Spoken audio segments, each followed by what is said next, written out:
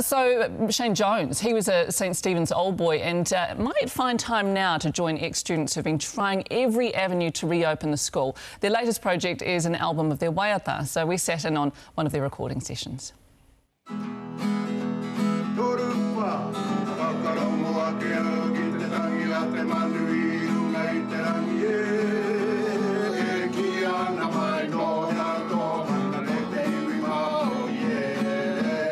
Tino hari kua pua wai tēnei o ngā whakaaro kia whakakao e nei o ngā waiata. Mō ngā whakatipuranga kai te haere. I te katinga o te kura ko au tērā e aki nei ngā tamapake ki o te kura, ki te whakaaro mo te whakatūwheratanga anō tā tātai nei kura.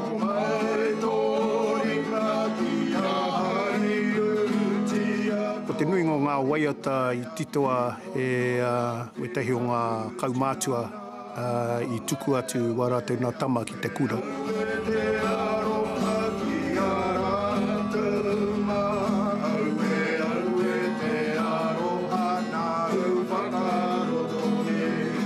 Ko tētahi pēr o ngā mea nui te wā i a mātou.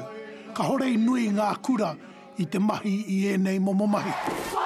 O ngā kura Māori e mōhio tiana o taua wāra, ko te aute ko mātou ko Wikitoria, ko Hato Hōhepa, Hato Paora, Hato Pētera, Turakina, Wera momo kura Māori.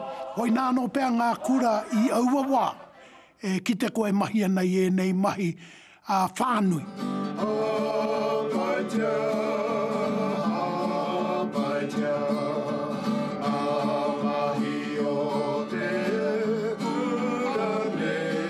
Iau e rongo ana ki ngā waiata, ki ngā kōrero a ngā tama nei, ngā tama tahito, ka pūake i roto i au ngā mahara o ngā tau i au ki reira.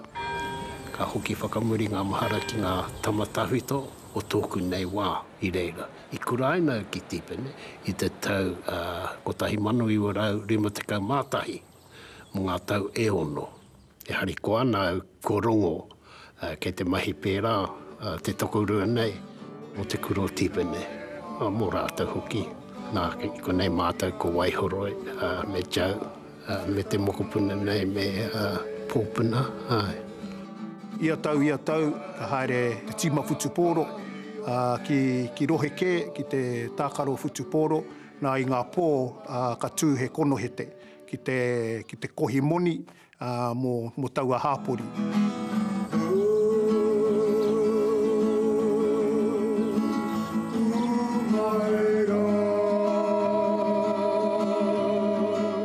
He kai ako au i te kuro Tipene, timata oku nei mahi ki reira i te tau kotahi mano i o rau ona te kaumārua.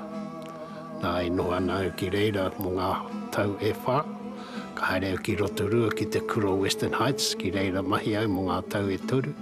Ka tahi anō au ka hoki atu ki Tipene, ki te mahi mo ngā tau e waru. Tei mutunga o tērā te tau 1976, ka haere au ki te ate kāreti hei tūmaki.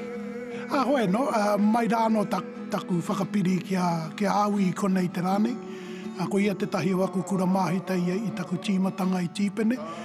Ko ia taku kai hautū i au i tuai hei kāpene mo te tīma hutu paoro toa o te kura i te tau whitu te kau. Engari, me pēnei pēr taku kōrero.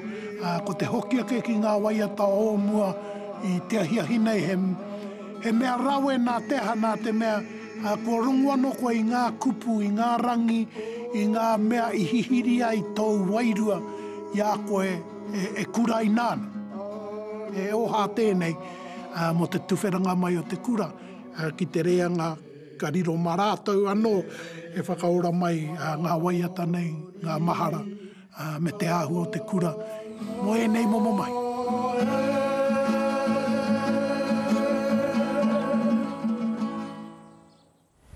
And the album Te Rauhītanga will be released at the end of